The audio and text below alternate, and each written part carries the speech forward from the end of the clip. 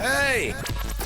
This is JJ and Alex. I made a name for myself, I told you I won't be denied. As you wrap up your day, it's time to get your fix of the teams you live for and the sports you love. This is JJ and Alex, presented by G2G Bars on 97.5, the KSL Sports Zone.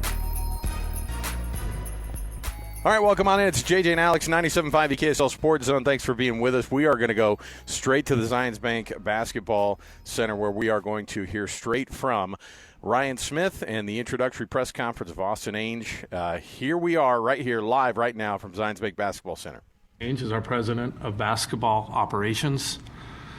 We've had this role open for some time, and we've been very methodical about it. And we're super excited that Austin and his family made the decision to come to Utah. Another bright, brilliant executive that we're bringing to the state and run our basketball program. So we couldn't be more excited. Ashley, myself, our group, in having him run basketball for the Utah Jazz, and specifically not anyone else. So we're excited to have you here. I think before I kick it over to Austin, I'm sure there's probably a lot of questions around organizational structure and design, and what I've learned in business and also in the NBA, that every organization's set up a little different. For us, Austin will be running the program. He's got final recommendation to myself on any decisions that need to be made. I think it's the job of both Justin, Danny, and myself to kind of plug into him. And so hopefully that alleviates quite a few questions of who kind of has the final decision on roster and management and personnel. His resume speaks for himself, for 17 years kind of growing up, either playing hoops, scouting, coaching, and particularly on roster management. I think it couldn't have come at a better time for where we're at as an organization. And we're just thrilled. I'm super excited that he's chosen to come back here after playing in Utah for 4 years, and we're super lucky to have you. So we're excited to get to work, man.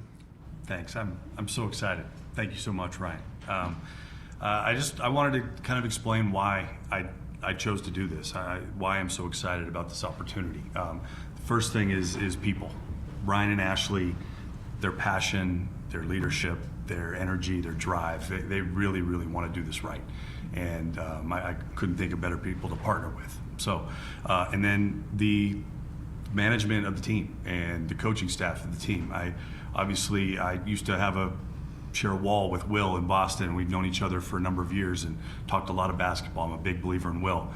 Justin, I've known since 2009. Very excited to work with him and lean on him and learn from him. My father and I worked together for 14 years and had a lot of fun and a lot of success. Would love to try to duplicate I take that success right now. Yeah, and there's a whole great group of management people here. Some of them are right here with us. A lot of people I've known since they were 19, Avery Bradley and others. Anyway, there are a lot of great people. The next thing is the state, and specifically the fans. The passion here, it's not common. It's not everywhere in this NBA, and that passion is so infectious, and it pushes a team, it pushes a franchise, it holds us accountable. It puts pressure, good pressure, to succeed, and that was a huge draw for me. And then lastly, the situation of the team. We have a ton of optionality, a lot of future picks, a lot of things we can do. It's going to take a lot of work, but I can't wait to get started.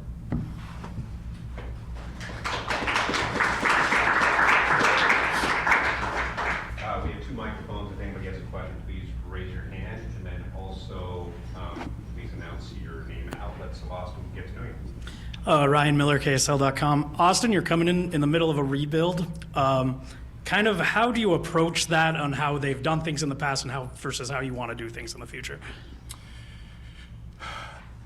Well, I'm learning a little bit how they did things in the past, but and I'll just try to add what I can. But it's really there's a lot of ways you can execute it, but mostly it's just making a lot of good decisions over and over and over, right? Two ways: second-round picks, first-round picks, trades, free agency. It's just making good decisions, stacking up good players. so you have more to work with. That's really the job. And so whether you're in the middle, the beginning, or the end of building a team, that's what you're doing every day, trying to make good decisions. And so that's what we'll try to do.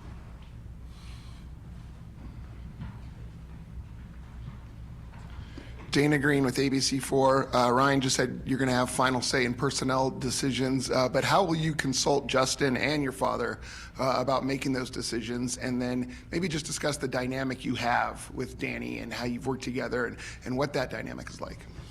Yeah, I mean, I plan on including DA, Justin, Will, and lots of people here, everyone. Like this is a team sport. Both downstairs and upstairs, right? This is a team thing. Ryan will be super involved in everything, of course. We're going to have millions of conversations and argue and fight and research and work and watch and then get in a room and figure it out. And that's really how it works in all these organizations. And I mean, specifically with my father, we've been doing this since I, a kid, even, working together or separate teams, or before either of us were working with teams, talking about players, talking about ball. That's life, that's fun. Ben Anderson, KSL Sports. Do you have, Austin, like an approach to how to build teams in the NBA of what you think is winning right now, where the league is headed, and how attainable that is? Well, I can't tell you all the secrets. No, I mean, I really believe that it is kind of a boring answer, but I really believe it's just stacking good decisions, one on top of the other. And, a lot of times people see the big trade or the, big move, that big free agent signing or something as the end, but really that requires lots of diligent management to build up to that point, right? And so it's just about stacking good decisions together, and that's what we're going to try to do. Ryan Miller, KSL.com. What was the process like of getting this job? When did you get first contact each other? Well, yeah, kind of just take us through that whole thing. Brian, do you want to do that one? Or do you want me to do it?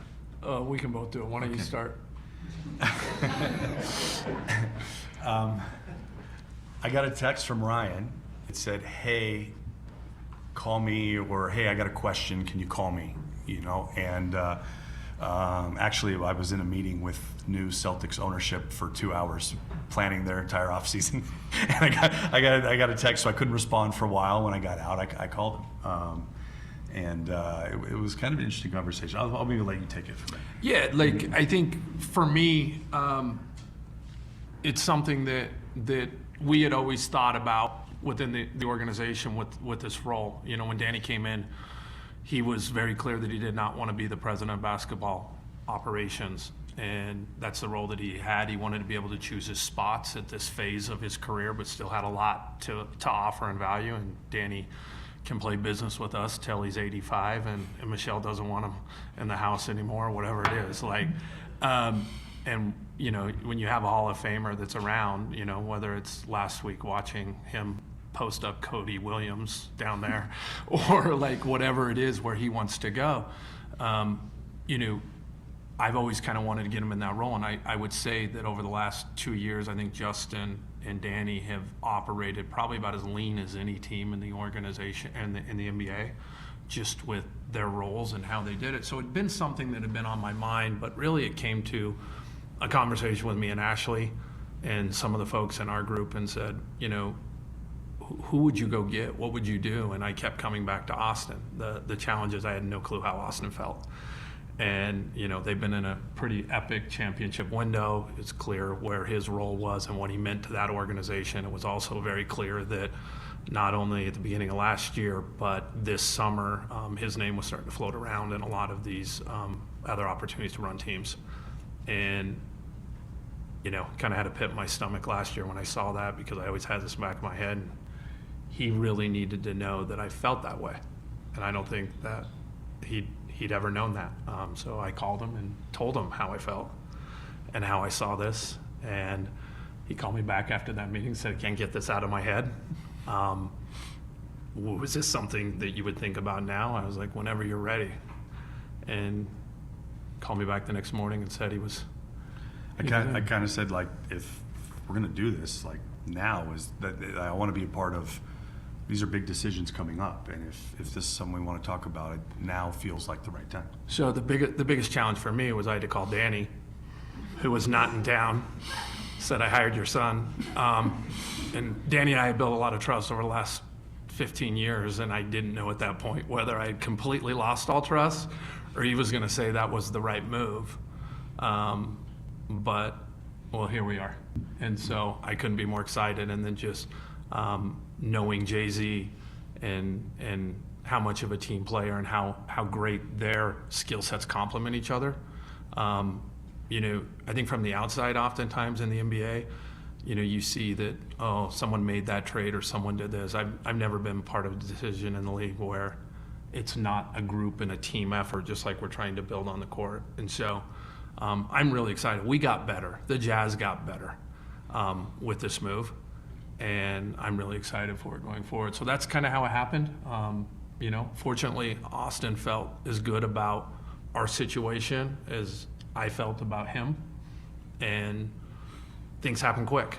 And so I also would be remiss if I didn't thank Brad Stevens and the Celtics, because when I called Brad, just the way he handled it, knowing that that was probably not an easy call for him to receive, given where they're at and what Austin meant to that organization. He was also so excited and saying that it was the best part of his job that he gets to see this, and that it was a super smart move, and he hopes that Austin still feels as strongly about the trades with Utah as he did from this side. So he tried to negotiate with me on like immediately. It was great. It was great. It was great. As DA did when he left and came here. Yes. Yeah. Ben Anderson, KSL Sports. You mentioned big decisions coming up. Like in the next 3 weeks, you've got a top 5 pick, and you can start negotiating extensions for some of the players. Is 3 weeks enough time to have intimate knowledge of like what is going on there? Because, you know, the Celtics are picking, what, 28th or whatever it is? Correct, yeah. How familiar are you with the 5th pick and then the players already on this roster? Yeah, I mean, luckily, you know, I've always believed, and we've always done it, where you evaluate everyone, you know, the whole draft. It is, you never know what trades come in on the clock. And so I've definitely spent a lot of time. I interviewed most of these young players at the combine already. I've put in the time all year on these guys, so I feel prepared. But certainly we'll crunch, and I can't wait to learn from all the great people in the Jazz organization and get their input and think through it. Big decisions. There'll be trade conversations, all these things. It's a very active time of year, so we got a lot to prepare for. David Locke, Jazz Radio. Seems as though this season may have been the first time where the new collective bargaining agreement really began to put a stamp on the league and roster building. What did you learn from watching how the first season of this new collective bargaining agreement had an impact in how you roster build now? Yeah, that's a great question, David. It's subtle differences. You know, it's still talent and teamwork and all the same things. I think some extensions and other contracts will be negotiated a little stronger. Bird rights used to matter a little bit more, to get a little bit into the weeds on this stuff, but I think it's a firmer cap, right? And so every dollar matters a little more. We used to care a lot about expiring contracts. We used to care a lot about holding on to players for potential trades, and really now the trades are easier, and it's more about the space and the room under the aprons. So that's the short answer. Dana Green, ABC4. Austin, what is your perception of this current Jazz team, and how far away are they from becoming a legit playoff contender? It's a great question. It'll just depend on how these guys develop and what other moves we make, right? It's a hard thing to predict. I think it's fair to say we got a lot of work to do. Hi, Austin. Lauren Green, sideline reporter here at the Utah Jazz. It's nice to meet you. You mentioned the situation of the team, a ton of optionality as well in the upcoming years. What excites you about that, and just being in that battle with the different people who are in this room and just in this organization? Yeah, I mean, there's a lot of moves, right? When you have a treasure trove of assets, there's a lot of things you can do. And we have young players we're excited about and see how they develop. There's a lot of different ways to go, hopefully up.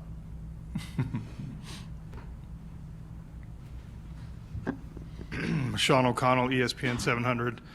As someone correctly stated, seems like a team in a rebuild, and some things were done this past season to potentially manipulate where the team would end up in the draft lottery odds. And unfortunately, some of that is dependent on luck, and the team got a little bit unlucky. So do you have a philosophy? What is your philosophy on, for lack of a better term, to be indelicate, tanking or, manipulating minutes and player performance in order to achieve better lottery odds? You won't see that this year.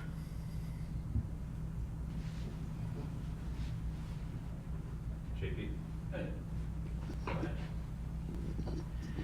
JP Chunga, UtahJazz.com. Ryan, when you look at the front office additions, Austin mentioned Avery Bradley, bringing in Danny.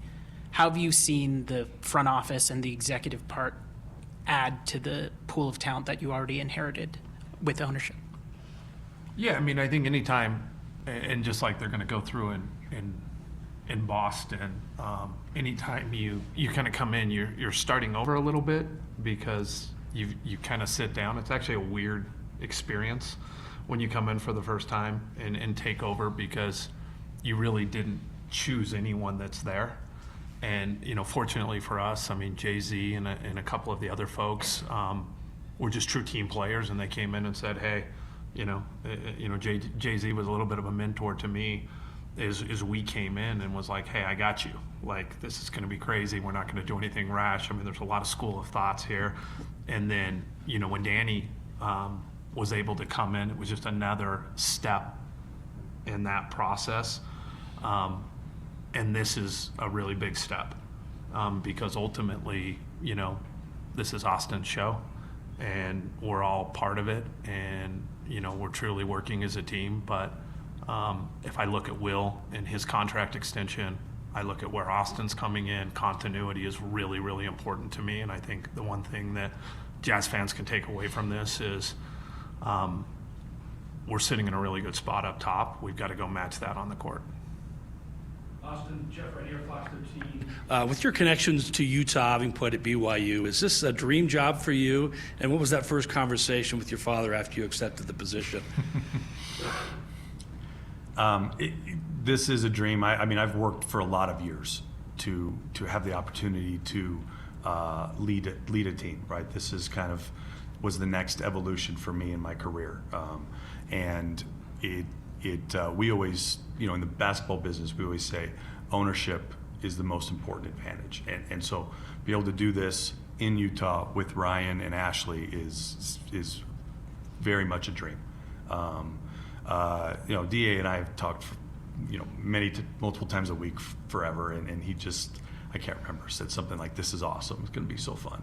Yeah. Kevin Reynolds, Salt Lake Tribune. This one's for Ryan. With how the draft lottery played out, does that change your approach to the rebuild and change your thinking on the rebuild at all, or are you guys going to stick the course?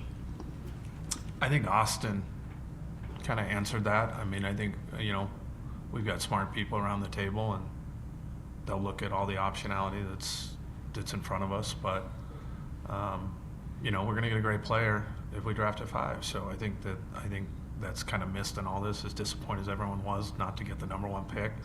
I think, maybe something that isn't talked about enough is the talent that's in this draft, and we'll be prepared. If you look at the playoffs and look at all the best players in the NBA and how many of them went number 1, it's better to have number 1. But there's a lot of other stars that came from all over the draft, and certainly the Jazz have a long history of second rounders that have become all-stars, and so it's not the only way to do it. James Peterson, ESPN 700. There's a perception, Austin, that there's certain ways you can't build a team in Utah, which I'm sure you're aware of that perception. You obviously had a lot of success building it the way you did in Boston, you and your team there. That said, how much of how you went about roster construction there do you feel like you can duplicate here in Utah? I think it's the same, honestly. I think this is a great place, and I think you build it the right way. Like I said, stacking good decisions over and over and over. And players want hope. They want to win. They want great culture. They want great coaching. They want great teammates. So that's what we have to give them.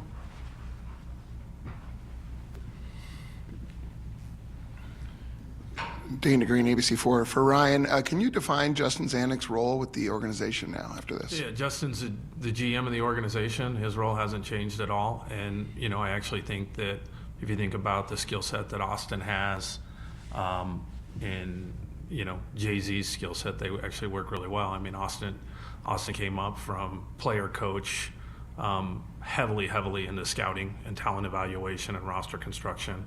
I think Jay-Z came up as an attorney or lawyer into talent, much more managing players on that side, and has kind of come over to this side together.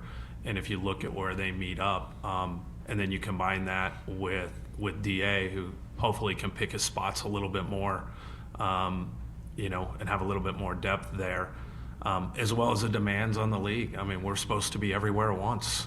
I mean, we're supposed to be here watching our team while also tournaments are going on in the Big East and the Big 12, plus, overseas. I mean, I was just talking to Austin today about all the trips that he spent all over Europe, all over Australia, and we're all supposed to be everywhere. And so I think that, as I mentioned earlier, we got a lot better. I think the one commonality that you have between everyone is there's truly a good vibe and teamwork, and I think Will's a big piece of that, as well as the other parts of our organization, which is what I'm excited about. Questions? Thank you both. All right. Thanks, everyone. And there you go, the very first introductory press conference. Austin Ainge, the newest president of basketball operations for the Utah Jazz. Got to sit down with him. Ryan Smith introduced him. I don't know if we can't see it, but it didn't sound like that Danny was there at that press conference. Probably by design. Probably by design. Thoughts right off the bat, though. One thing that, first of all, we had a conversation about how old we feel because Austin Ainge and I were in classes together at BYU. And it's been forever since he's even been back here in the city. He's been 17 years at the I covered him as a player at BYU. It's crazy. He was on that 2006 team that made the NCAA tournament. They were really good. And to see where he's come along the way, and now you realize, well, it's been almost 2 decades that he's been working in the NBA and working for quietly. one of the best franchises. Obviously, when you talk about blueprints on being able to build, tear down, build again, that's what the aim is, right? And so, obviously, there are people who will get stuck on the hey. What'd your dad say when you got hired? And hey, that's cool. Your dad works for the Jazz. Well, lucky you. Your dad got you a nice job, didn't he? Yeah, and I know that's something that they're gonna have to fight against all the time, and they have to try to convince kind of the fans at large, right? I mean, that's one of the jobs. They have to convince everyone, hey, no, this is a legitimate way that we are. I mean, this isn't just a hey, we feel like this is great if we can just hire a bunch of people in the Ainge family. These are people who have had success across a couple of decades in the NBA at the highest levels, in the biggest markets. Why not bring that type of experience here to the state of Utah? And obviously, you land Danny Ainge, you work through. I think that the question at the very end about so what is it exactly that Justin Zanek's role is going to be, because of all the personnel decisions are going to be finalized by Austin Ainge now. That was said during the press conference. So what is the role then for Justin Zanik? Is it in support of that? Is it getting him all the information he can get and making those decisions? Generally, we look at the GM as being the one who is kind of the end all on giving the final stamp of approval. Sometimes you have owners who will want to have that type of a stamp on it. That's not Ryan Smith's and Ashley Smith's deal. They let their guys do their thing. But what do you think the biggest impact of bringing Austin Ainge in today to the organization is, and how big of a win is it? Well, he mentioned that they are a little bit short-staffed. Like you look around the NBA and they have larger front offices than the Utah Jazz did, and so there was a need for this role. And that's why he says that Justin Zanek's role doesn't change, because Justin Zanik will continue in the role that he's been in. Previously, it was Danny Ainge that had final say in a lot of that, and I think that it sounds like Austin's going to take over a lot of those. Right. Not to say that Danny's not going to be involved in some of that and obviously be a consultant and all of that, but that now it's going to be Austin Ainge saying yay or nay on a trade, right? Before, Justin Zanik would do a lot of the lead work. He was the relationship guy. He would talk to other GMs around the league. As he mentioned, he's a former player agent, so he understands players and knows players really well. So there's everybody in this situation that has different strengths. And so Austin's going to bring his. So what is that strength? Well, I think it's natural as we've related, and it's the elephant in the room, is that he's got to prove that I'm not here just because I'm Danny's son. Right. I'm here because I am very qualified. I have done the work. I have worked for many, many years. He started in 2008 as a scout for the Boston Celtics. Now you can say, well, how did he get that job? Duh. Well, you know what? If he wasn't good at it, he wouldn't have been able to last. Right. And so he did take that opportunity that he had, and he's made the most of it. He was also a G League coach.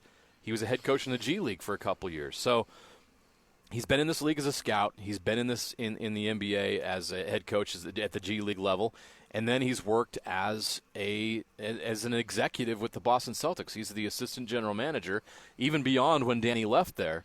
And you look at their current roster, a team that won the NBA championship last year, and Austin Ainge played a significant role in helping build that roster.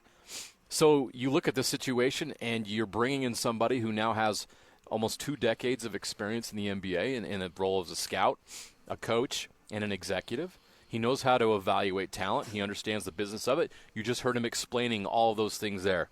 He's very well versed in what the business is in the NBA and how to get stuff done, what needs to be done, how do things work with the collective bargaining agreement and the second apron and all those kind of things you talk about. He understands all of that like the back of his hand, and they're bringing in somebody that now can do that.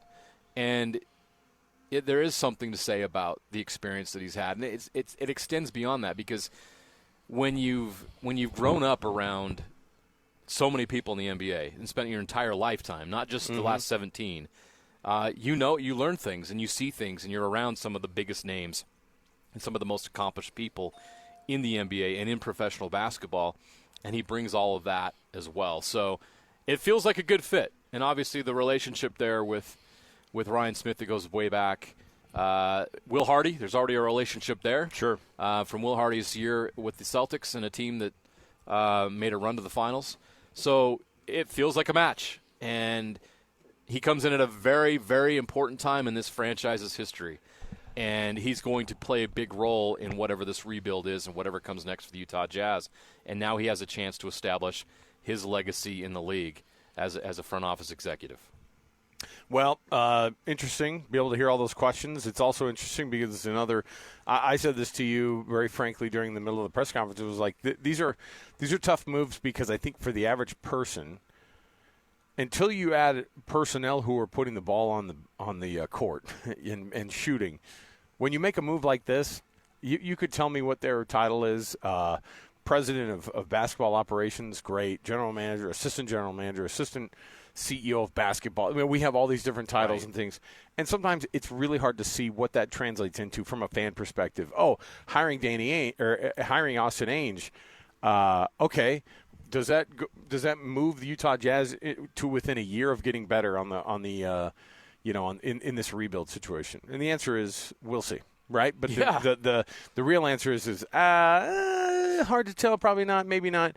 Got to wait and see. Let's see how this thing goes on. And from the fans' perspective, I'm sure people are like, oh, so Danny Ainge, Austin Ainge, Justin Zanuck. Okay, all right, interesting. So Ryan Smith has got his guys now, right? I mean, these are people. And now it's time to see results. You better start figuring it out. And they said they're doing this. They're doing the evaluation stuff. He talked about even.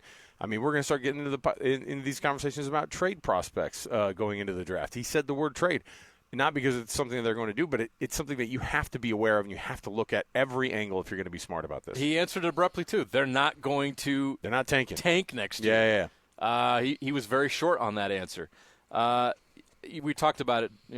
We were off air there during the press conference, and I brought it up. It's like, what are the biggest stories that have happened to Utah Jazz over the last 3 or 4 years since the Donovan Mitchell, Rudy Gobert trade? Right. Which obviously those were massive deals.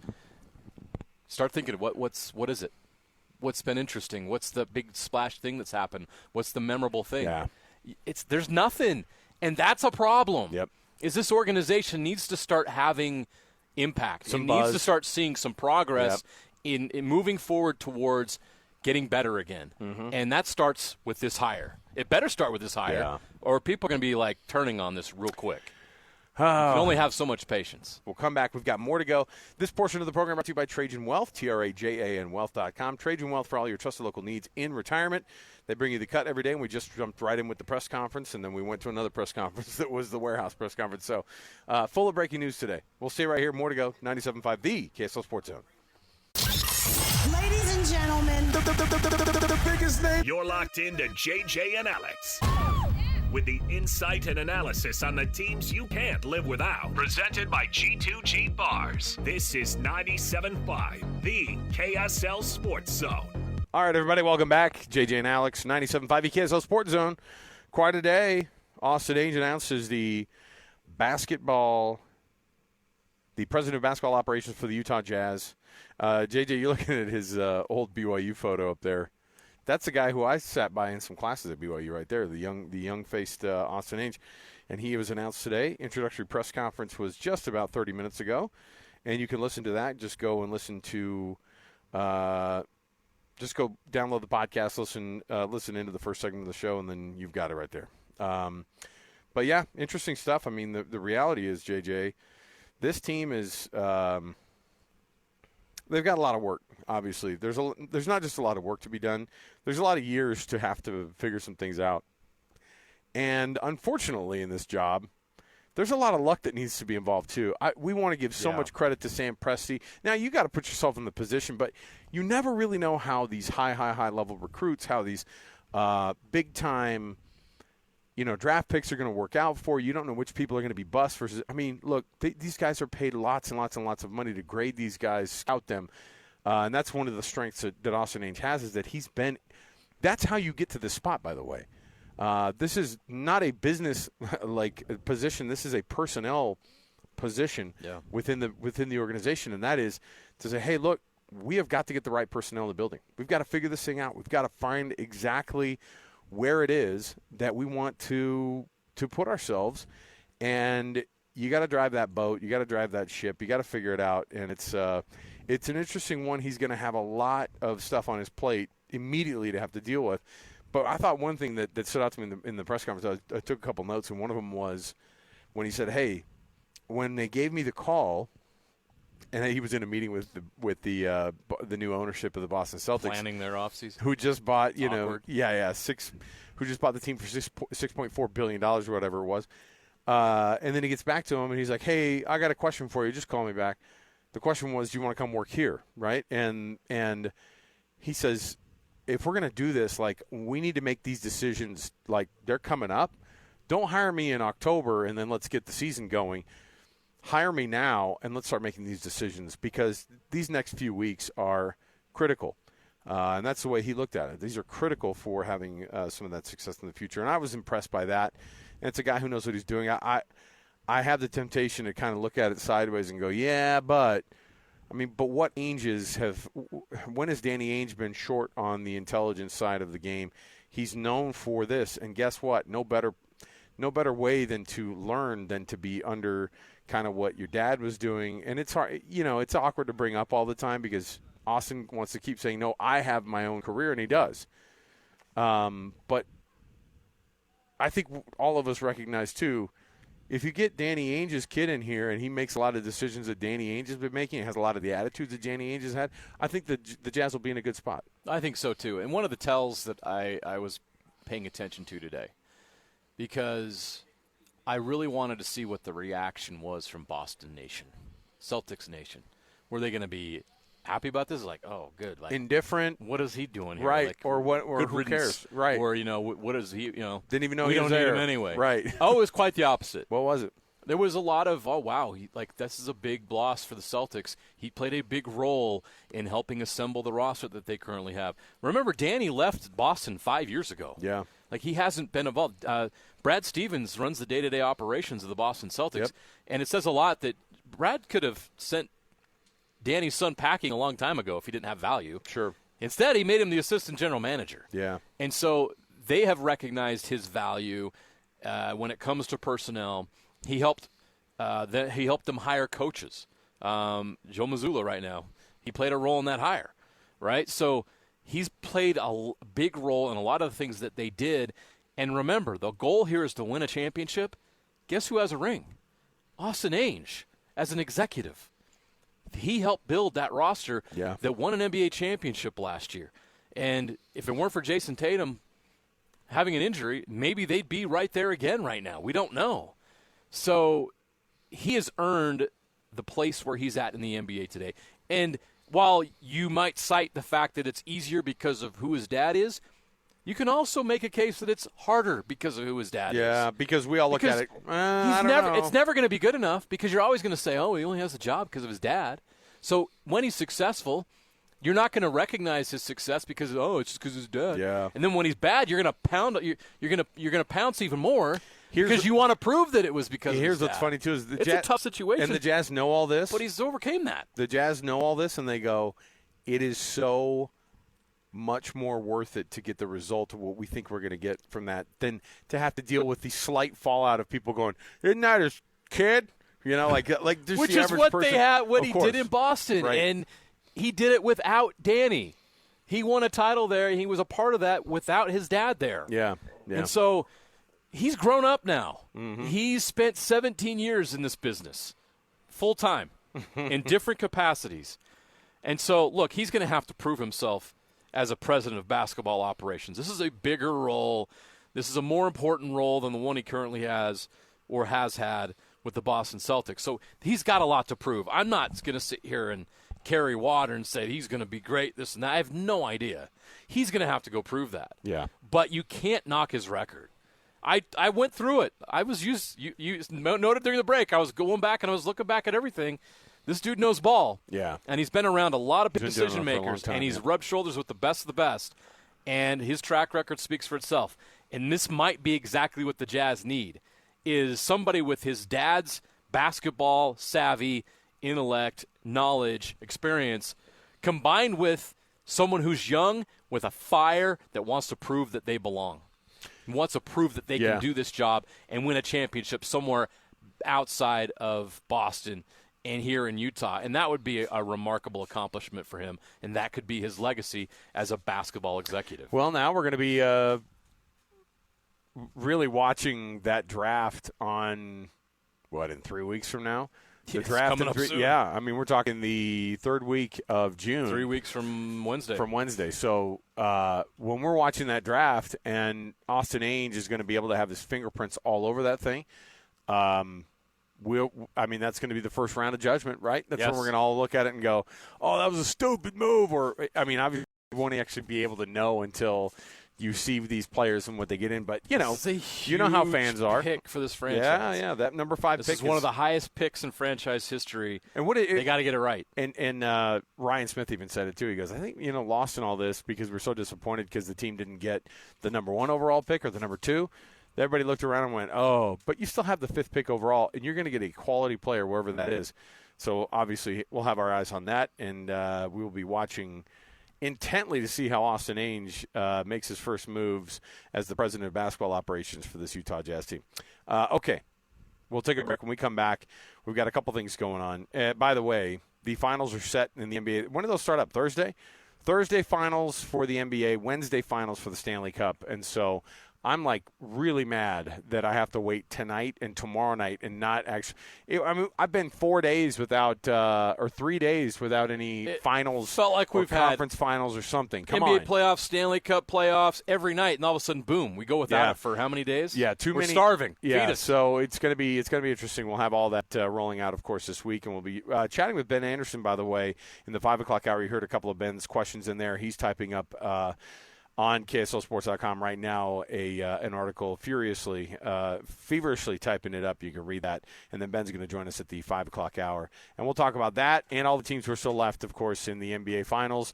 This upstart Pacers team and, of course, the very, very massive favorite who are the Oklahoma City Thunder going into this one on Thursday. We'll take the break. We'll come back. More to go from the warehouse. 1825 South, 300 West right here in Salt Lake City. We'll chat with Clayton as well. Stay here, 97.5, the KSL Sports Zone. Your home for the best coverage of the Jazz, Utes, and Cougars is right here on The Zone. This is JJ and Alex, presented by G2G Bars on 97.5, the KSL Sports Zone. All right, everybody, welcome back. JJ and Alex, 97.5, the KSL Sports Zone. Alex, Kirry, Jeremiah, Jensen We are here at the Warehouse in Salt Lake City, 1825 South, 300 West. We're going to be chatting with Clayton, who now is the operator of the Warehouse. That's just in a couple of minutes here. This is not new to him, just like Austin Ainge. Basketball is not new to him. Danny Ainge is a name in basketball. Austin has had to follow in his footsteps. He's now the president of basketball operations. And Tom has now passed the reins, the president of operations, of warehouse operations here at the Warehouse. So we'll chat with Clayton in just a minute here. In the meantime, guess what we have? A couple things going on. Number one, it's our Weekend Warrior. You know about this, JJ. I do. People who won the weekend here for us, all brought to you by the good folks at Gillette Heating and Air. Right now, get seasonal maintenance done on your furnace or air conditioning. $59. Give them a call right now. Get on the schedule. GilletteHVAC.com. That's GilletteHVAC.com. Hey, we've got some sound here. I've told you this is one of my favorite times of year. I enjoy watching the baseball, the softball, any of these collegiate levels of the College World Series when it comes to the softball World Series, the baseball side of things. Texas was your number 2 team in the entire land, number 2 overall seed. They meet chippy upstart University of Texas San Antonio. Having lived in Texas, I will tell you that being in the part of the University of Texas system is great. This is like UCLA softball being upset by, UC Chico. You know what I mean? Riverside. Chico State, UC Riverside. I'm telling you, it's beyond crazy, but the Texas Longhorns baseball team has been knocked out of the Super Regional and will now, their regional, by another team who walked in there and made their dreams happen, the UTSA Roadrunners. Here's what it sounded like. Galvan will be off at the pitch. Here's the 3-2. Went with a breaking ball. Got him looking. Locked up Ballou. And UTSA picks up the victory against the Longhorns, 9-7. We saw Owens all night long be the man of the match when he needed to. He made outstanding pitches, and he just drops the curveball in there. 3-2, and it's their first ever regional final. UTSA moving on to that regional final. Texas, awkward. Not going to be participating in that regional final. In the meantime, the internet has spoken, JJ. The zoomed-in pieces of watching Tyrese Halliburton's face when Pascal Siakam won the Larry Bird Trophy for the MVP of the Eastern Conference Finals. Here's what it sounded like. Pacers waste little time. Ball relayed into the forecourt. Halliburton to Siakam. He did the rest coming in on the right side. That's a great outlet pass there, full court. Pacers waste little time and almost instantaneously get the ball up the floor. Halliburton to Siakam for a dunk. Siakam has beaten the Knicks defense down the floor multiple times throughout this series. Smith drives it from there. He's at the goal. He laid it up too hard, but the ever-present Siakam is there to finish. Siakam has 24 points, and the Pacers lead by 11. Siakam had a 39-point game in the series that was very critical. He had, what was it in Game 6? Was it 32? Yeah. I don't think there's a doubt, he didn't deserve it. The thing is that I actually love this. This kind of goes with that same narrative of the overrated. Yeah. But there was that moment where he was walking up and kind of was like, what's up? People have it zoomed in now. He's become a meme. And when when Ernie announces Pascal Siakam and Tyrese kind of is like, hey, man, yeah, man, cool. That was as awkward as it gets, and I think is going to be part. Honestly, Pacers fans, you should be excited that that's how that thing rolled out. Because if you think there's not another chip on his shoulder, these guys want to win these trophies, and he just lost it to his teammate, who deservedly got it. But at the same time, the face of that franchise of the Pacers is Tyrese Halliburton. He's so underrated, and he's so disrespected at times. It just adds to the narrative. You're absolutely right. He's going to have a great finals. I don't know if they're going to win it. I think the Thunder just have too much depth. But sure. Tyrese Halliburton is a great story. And whether he, just maybe the Pacers officials threw a 100 spot to Ernie to be like, hey man, We want more of a. I want him to feel slighted again. Yeah. You know what I mean? Like, we got 4 more games to come win. on. We let's need an go. angry bear. I loved it. So there are your weekend warriors. We'll stay right here. More to go. 97.5, the KSL Sports Zone.